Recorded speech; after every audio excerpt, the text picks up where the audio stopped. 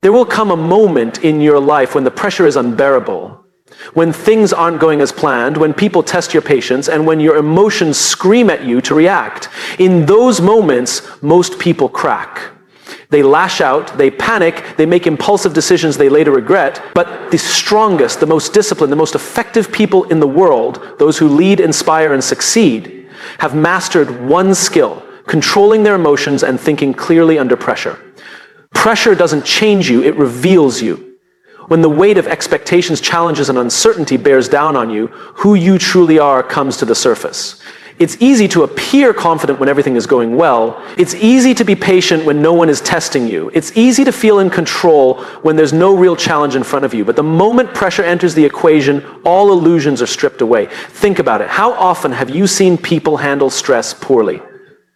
Maybe it was a leader who lost their temper in a crisis, a teammate who crumbled under pressure, or even yourself, reacting in a way you later regretted. In those moments, it wasn't the situation that made them that way. It was the situation that revealed what was already inside them. Pressure is the ultimate truth teller. It doesn't create weakness, it exposes it. And that's why the most important thing you can do is pay attention to how you respond when things get difficult. If your first instinct under pressure is to panic, that's an opportunity for growth. If your immediate reaction is anger or frustration, that's a sign of where you need to improve. If you shut down, avoid the problem, or react impulsively, that's not the situation forcing you to be that way. It's a reflection of who you currently are. But here's the good news. Just because pressure reveals who you are today doesn't mean you can't change who you become tomorrow. Look at the greatest leaders, the most respected individuals, and the most successful people in any field. They all have one thing in common. They have trained themselves to remain calm, composed, and clear-headed under pressure. They weren't born that way. They weren't magically gifted with the ability to handle stress better than others. They built it through self-awareness, discipline, and constant practice. The key is understanding that pressure is a test. And just like any test, you can prepare for it. You can develop the ability to stay composed. You can train yourself to slow down, think clearly, and respond with intention instead of emotion. But the only way to do that is to first acknowledge where you are. Start paying attention to your emotional triggers. What situations make you feel overwhelmed? What kind of pressure causes you to react instead of respond? Is it tight deadlines, difficult conversations, unexpected problems? Once you know what gets to you, you can start working on it. A great exercise is to put yourself in controlled moments of pressure regularly. Push yourself outside your comfort zone. If you avoid difficult situations, you'll never get better at handling them. Seek out challenges that force you to stay composed. Whether it's public speaking, physical endurance, or high-stakes decision-making, the more you expose yourself to pressure in small ways, the more prepared you'll be when the big moments come. Another important step is shifting your mindset. Most people see pressure as something to fear, something negative. But what if you started seeing it as a privilege? Pressure means you're in a position that matters. It means you have an opportunity to grow. It means people trust you with responsibility. The best performers don't wish for less pressure, they train to handle more of it. And finally, remember that how you handle pressure doesn't just impact you, it affects everyone around you. If you're a leader, your team looks to you in tough moments. If you're a parent, your children learn from how you react. If you're part of a group, your ability to stay calm influences the entire dynamic. You are either someone who brings clarity in chaos or someone who adds to the confusion. So the next time pressure hits, stop for a moment. Recognize that this is your test, this is your moment to show who you really are. And if you don't like the answer, use it as fuel to become better, because pressure doesn't make you, it reveals you. And the choice of who you become is yours. In moments of stress, frustration, or high stakes, your natural instinct is to react immediately.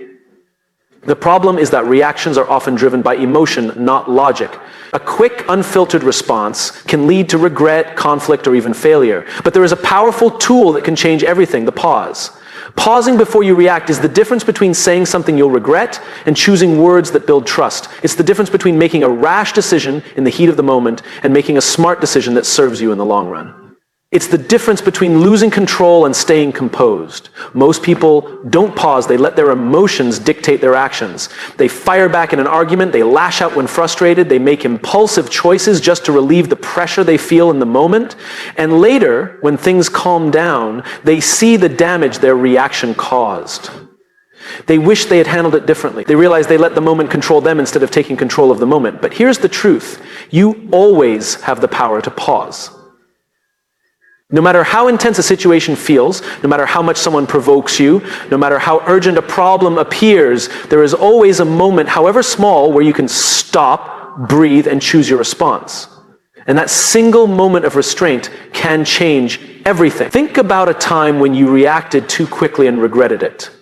Maybe it was an argument where you said something hurtful. Maybe it was a business decision made out of panic instead of strategy. Maybe it was a simple moment of frustration where you let your emotions take over. Now imagine if you had just paused. Imagine if you had given yourself a few extra seconds to think, to calm down, to see the bigger picture. Would your response have been different? Would the outcome have been better? Pausing gives you control. It allows you to separate emotion from action. It gives your brain time to process what's really happening instead of being hijacked by stress or anger. It helps you shift from reacting instinctively to responding intelligently. And the more you practice it, the stronger your self-control becomes. So how do you build the habit of pausing? First, recognize your emotional triggers. Pay attention to the moments that make you feel pressured, defensive, or overwhelmed. Is it criticism? Tight deadlines? Confrontation? The more aware you are of what pushes your buttons, the easier it will be to catch yourself before you react. Second, use physical cues to slow yourself down. When you feel your heart rate increasing, when your muscles tense, when your voice wants to rise, these are signs that you need to pause. Take a deep breath. Count to 3. Shift your focus from reacting to observing. The physical act of slowing down signals to your brain that you are in control. Third, ask yourself one simple question. What's the best response for the long term? Not the most satisfying response in the moment, not the easiest response, but the one that will serve you best in the future. When you think long term, you make better decisions. And finally, remember that pausing is not weakness, it's not hesitation, it's not backing down. It's a deliberate strategic move that puts you in charge. The strongest people in the world, leaders, negotiators, elite performers, don't react impulsively. They pause, assess, and respond with intention. Everyday life will present you with moments where you have a choice. React emotionally or pause and take control. The more you master the pause, the more power you gain over your emotions, your decisions, and your future. Because in that brief moment between impulse and action lies the difference between regret and wisdom. The way you see a situation determines how you respond to it. Most people believe that stress, pressure, and challenges are problems to avoid, but what if they weren't? What if the very thing you see as a struggle is actually an opportunity? What if the obstacle isn't blocking your path? It is the path. Reframing the situation is one of the most powerful skills you can develop. It means shifting your perspective, changing the way you interpret events, and finding meaning in the struggle instead of being consumed by it. The best performers, leaders, and thinkers don't experience less stress than others. They just see it differently. Instead of thinking this is too hard, they think this is making me stronger. Instead of saying, I'm nervous, they say, I'm excited. Instead of seeing a setback as failure, they see it as a lesson. Imagine two people facing the same challenge. One sees it as a roadblock, gets frustrated and gives up. The other sees it as a test of resilience, a chance to grow and keeps pushing forward. Same situation, different mindset, completely different outcome. The difference isn't in what happens, it's in how it's perceived. Your brain responds to what you tell it. If you frame a situation as overwhelming, your body reacts with stress, panic, and fear. But if you tell yourself, this is a challenge I can handle, your mind finds ways to adapt, problem solve, and push through. Reframing isn't about ignoring reality or pretending things are easy. It's about choosing the most effective way to interpret what's happening. One of the best ways to reframe a situation is to ask better questions. Instead of asking, why is this happening to me? Ask, what can I learn from this? Instead of thinking this is unfair, ask, how can I use this to my advantage? Instead of seeing stress as something negative, recognize that it's a sign that you're growing, that you're in a position that matters, that you have an opportunity to rise to the occasion. Think about the times in your life when you've faced adversity. Maybe it was a failure, a personal setback, or a time when nothing seemed to go right. In that moment, it probably felt like a disaster. But looking back, wasn't there something valuable in that experience? Didn't it teach you something, make you stronger, or lead to a better opportunity? The problem is that most people don't recognize this while they're going through it. They only see it in hindsight. But what if you could reframe situations in the moment instead of waiting years to appreciate them? That's the power of shifting your perspective. Reframing also applies to everyday stress. Many people say, I have to give a presentation today, as if it's a burden. But what if you said, I get to give a presentation today? That small change in language shifts your focus from stress to gratitude, from pressure to opportunity. The words you use shape your mindset, and your mindset shapes your results. The truth is, every difficult situation contains two things, a challenge and an opportunity. Most people only see the challenge, but if you train yourself to find the opportunity, you'll handle pressure better, make smarter decisions, and stay in control of your emotions. You don't always control what happens to you, but you always control how you see it. Reframe the situation and you reframe your life. When stress, pressure, or fear takes over, your mind can feel like a storm racing, thoughts, heightened emotions, and an overwhelming sense of urgency. In those moments, it's easy to believe that your thinking is out of your control. But what if the key to regaining control wasn't in your thoughts at all? What if it was in your breath? Most people underestimate the power of their breathing. It's automatic, something we do thousands of times a day without thinking, but what many don't realize is that the way you breathe directly affects the way you think, feel, and react. When you're stressed, your breathing becomes shallow and rapid. This signals to your brain that something is wrong, triggering a fight or flight response. Your heart races, your muscles tense, and your ability to think clearly disappears. Suddenly, small problems feel massive, and logical thinking is replaced by emotional reaction. But here's the secret. Just as stress changes your breathing, you can change your breathing to control stress. By slowing down your breath, you send a different message to your brain. You tell it that you are in control, that there is no immediate danger, that it's time to shift from panic to clarity. Your heart rate slows, your muscles relax, and your thoughts become sharper. This is why elite performers, athletes, military personnel, surgeons train themselves to master their breathing. They know that in high-pressure situations, emotions and panic can cloud judgment, but by controlling their breath, they control their mind. They stay calm when others crumble. They think clearly when others freeze. The good news is that you don't need to be in life or death situations to use this skill. You can apply it to everyday stress, before a big meeting, during an argument, when facing uncertainty, or anytime you feel overwhelmed. The technique is simple. Slow, deep breaths in through the nose, hold for a moment, and then exhale longer than you inhale. This small shift in breathing resets your nervous system and restores your ability to think with clarity. But why does this work? Because breathing is one of the only bodily functions that is both automatic and controllable. Your heartbeat, digestion, and reflexes all happen without conscious effort. But breathing is different. You can let it happen naturally, or you can take control of it. And when you take control of your breath, you take control of your emotions, your reactions, and your ability to make smart decisions under pressure. Think about the last time you were truly overwhelmed. How was your breathing? Most likely it was fast, shallow, or even held completely. Now imagine if in that moment you had taken a few deep, intentional breaths instead. Would your response have been different? Would you have been calmer, more rational, more in control? Training yourself to use your breath as a tool takes practice. But the more you do it, the more natural it becomes. The next time you feel tension building, stop and focus on your breath. Slow it down. Make each inhale deep and each exhale controlled. Within seconds, you will feel the shift, not just physically, but mentally. In a world full of distractions, pressures, and constant demands, the ability to stay clear-headed is a superpower. And the secret to that superpower is already within you. Your breathing controls your thinking. Master it, and you master yourself. When emotions run high, logic runs low. In moments of pressure, frustration, or uncertainty, most people let their emotions take over. They react impulsively, say things they don't mean, make choices they later regret, and lose sight of what really matters. But the strongest, most disciplined, and most successful individuals do something different. They detach from emotion and focus on the outcome. Detachment does not mean ignoring emotions or pretending they don't exist. It means recognizing when emotions are clouding your judgment and choosing to rise above them. It means stepping back, creating space between how you feel in the moment and what you need to do for the long term. When you let emotion dictate your decisions, you become reactive rather than strategic.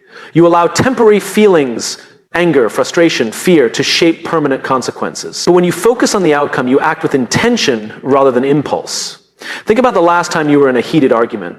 Maybe someone insulted you, misunderstood you, or made you feel disrespected. In that moment, your instinct was probably to fire back, to defend yourself, to prove a point. But what was the outcome of that reaction? Did it actually solve the problem, or did it make things worse? Now imagine if instead of reacting emotionally, you had paused and asked yourself, what do I really want to achieve here? Would your response have been different? The ability to detach is a skill, and like any skill, it must be trained. The first step is self-awareness. When you feel emotions rising, whether it's anger, frustration, anxiety, or fear, recognize that this is a moment of choice. You can let the emotion control you, or you can take control of the emotion. One simple technique is to label the feeling. Instead of saying, I am angry, say, I feel anger. This small shift creates distance. It reminds you that emotions are temporary states, not permanent conditions. You are not your emotions, you experience emotions, and that means you can manage them. The second step is shifting your focus. Ask yourself, what is the bigger picture here? What is the smartest move for my long-term success? Great leaders, top athletes, and high performers don't make decisions based on how they feel in the moment. They make decisions based on what will get them the best result. If responding with anger helps the outcome, they use it. If staying calm and strategic is the better approach, they choose that. They don't let temporary emotions pull them away from their ultimate goal. Think of a poker player sitting at a table. They might lose a big hand, feel frustration building, and want to act on impulse. But a professional knows that reacting emotionally will only hurt their long-term success. So they take a breath, reset their focus, and play the next hand with a clear mind. Life works the same way. Every situation is another hand being dealt. Your job is to play it wisely, not emotionally. The third step in detaching is practicing patience. Most bad decisions come from rushing, from feeling the need to react instantly. But when you slow down, take a step back, and let the initial wave of emotion settle, your thinking becomes clearer. Before making a big decision, sending a heated message, or saying something you might regret, give yourself time. What feels like an emergency in the moment often isn't. Clarity comes in the pause. Finally, remind yourself of this. The person who stays calm in chaos is always the one with the most power. When others get emotional, they lose control. But when you stay focused on the outcome, you remain in charge. Detaching from emotion is not about being cold or unfeeling. It's about making sure your emotions serve you rather than sabotage you. So the next time you feel emotions rising, take a step back, breathe. Shift your focus from how you feel to what you want to achieve. Because in the end, success isn't about reacting, it's about responding with purpose. When pressure hits, when stakes are high, and when the unexpected happens, most people rely on hope. They hope they'll stay calm, they hope they'll make the right decision, they hope they'll perform at their best. But hope is not a strategy. If you wait until the moment arrives to figure out how to handle it, you're already too late. The people who excel under pressure, the ones who make clear decisions in chaos, aren't lucky. They are prepared. They have trained for the moment before it comes. Think about the most disciplined professionals in the world. Elite athletes, military special forces, world-class leaders. They don't just show up and hope they'll perform well. They train relentlessly for every possible scenario. They put themselves under stress before the real test arrives. They rehearse difficult conversations before they need to have them. They practice making decisions under pressure so that when the moment comes, they don't have to think. They just execute. If you wait until a high-stakes moment to learn how to stay calm, you'll crumble. If you wait until a conflict arises to learn how to respond with composure, you'll react emotionally. If you wait until an opportunity appears to develop confidence, you'll hesitate. Training yourself in advance is what separates those who succeed from those who struggle. So how do you train for pressure before it happens? The first step is self-awareness. Identify the moments that challenge you the most. Do you struggle with confrontation? Do you panic when making big decisions? Do you get overwhelmed under tight deadlines? You need to know your weaknesses before you can strengthen them. The second step is controlled exposure. The only way to get better at handling difficult situations is to put yourself in them on purpose. If public speaking makes you nervous, practice speaking in front of small groups before you're thrown into a big stage. If you struggle with handling criticism, seek feedback regularly so you get used to it. If making tough decisions paralyzes you, start making small, quick decisions every day to build that muscle. You don't rise to the occasion, you fall to the level of your training. The more you expose yourself to stress in a controlled way, the more prepared you'll be when real pressure arrives. The third step is mental rehearsal. Top performers don't just train physically, they train their mind. They visualize high-pressure situations before they happen. They see themselves handling problems with confidence, responding with clarity, staying composed when others panic. Your brain doesn't know the difference between real experience and vividly imagined experience. If you repeatedly picture yourself handling stress well, your mind will default to that behavior when the moment arrives. The fourth step is building recovery habits. Training for pressure doesn't just mean preparing for stress, it also means knowing how to recover from it. The best performers don't let stress accumulate. They have routines, meditation, breathing exercises, workouts, journaling that keep them clear-headed. If you don't train yourself to reset after stressful situations, pressure will wear you down over time. The final step is embracing failure as training. Too many people avoid difficult situations because they fear making mistakes.